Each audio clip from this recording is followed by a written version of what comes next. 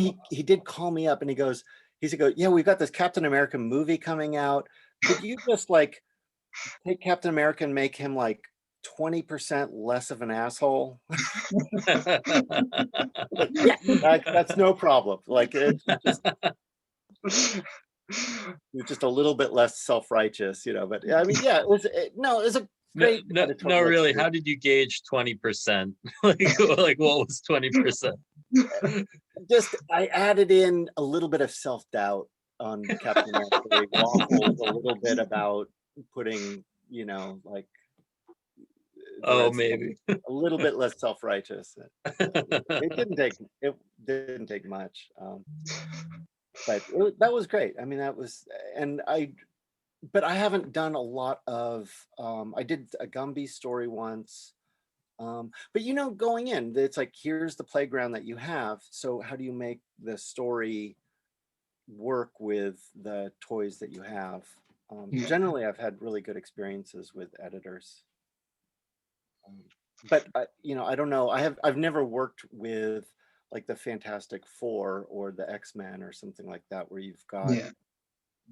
they're really protective. And I think too, things probably have gotten more uptight where they're like, hey, we Yeah. don't want you to screw up our profit Yeah. flow.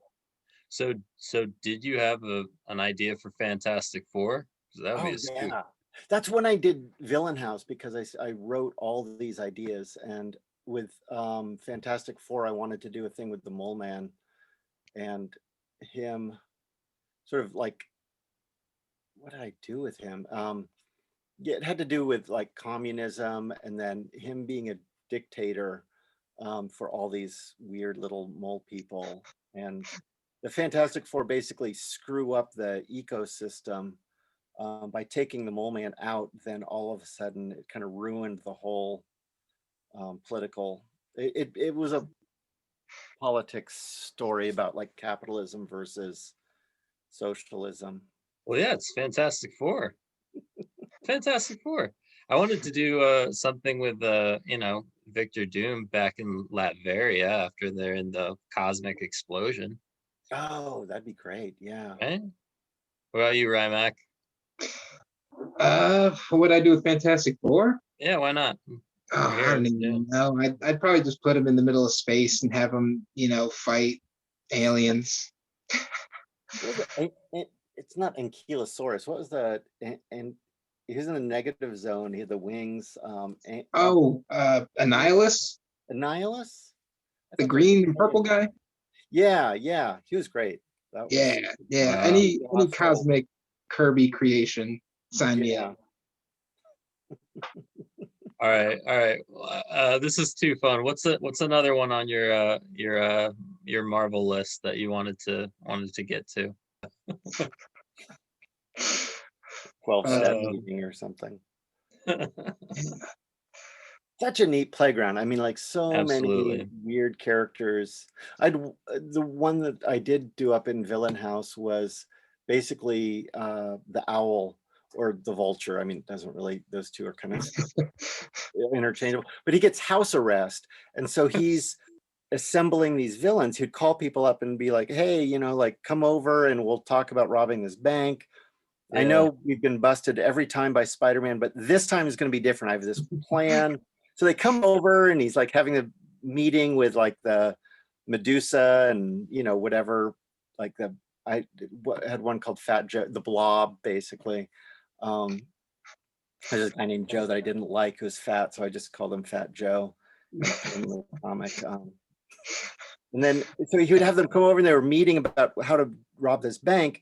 And then he traps all of them and then turns them over to the cops. So that's how he's reducing his sentence, his house arrest, is by slowly trapping other supervillains and turning them in. They're all second rate. And then like, how do you keep catching me? They keep wanting me to do crimes, and that's why, like, but I'm not going to do it. I'm going straight. But there's all a setup. I don't know. That one was silly.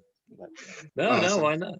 Yeah, no, I do like Vulture. I thought he would be cool for like a big aerial Spidey fight, but I actually don't even know about the owl. So I think basically, the Vulture Daredevil hit guy, but glasses. he's basically another bird. Yeah. Oh wow. Right on, man. What other birds do we have? We have the hawk, Yeah. Hawkman. No, DC's got We're gonna that. do the Okay. I goose mean, guy. If there's any free birds left, we gotta grab them, guys. yeah, Robin, no, taken. Dang. The Blue eagle. jay. Oh, eagle. That's yeah. It's available.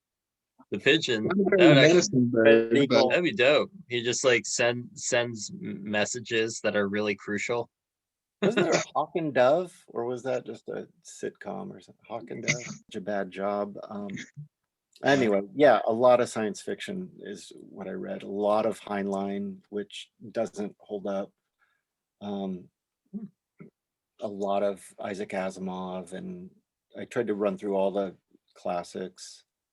A lot of fantasy books, you know. any I- comics back then? Yeah, I really liked all the kind of the dumb, like Fantastic Four. Like I liked Avengers was a little too, I liked Fantastic Four because it had such a nuclear normal family. Spider-Man, Daredevil to some extent. The Yeah. Windsor Smith Conans I liked a lot. Yeah. And then I went through and collected all the X-Men 1 through 66. And then yeah, so yeah, I was a big Marvel guy reading all that stuff. I just loved it. Yeah. I liked all the relationships, like in the X-Men, where like Iceman and the Beast, and you know, or the Thing and Johnny's, like the Human Torch and the Thing, like their banter and their kind of love-hate relation. I liked. Right. I mean, that was one thing that Stan Lee did that is shocking, where is this guy that's selling refrigerators to Eskimos, and then at the same time he turns around and does a character like the Thing, which is just all empathy, and it's this, you know, the tragedy. Like he had a sense of, here's this character of a guy that's trapped in this body, you know, and unable to, you know, he has such low self-esteem that he has to, you know, he will only date a blind woman because he thinks that he's too ugly to, you know, like that's what allows him to be with her, even though she likes him for his soul or who he is, but he doesn't feel like he's worth. It's just a weird, like, where's he getting this crap from? Like, it's really real and Yeah, superhuman.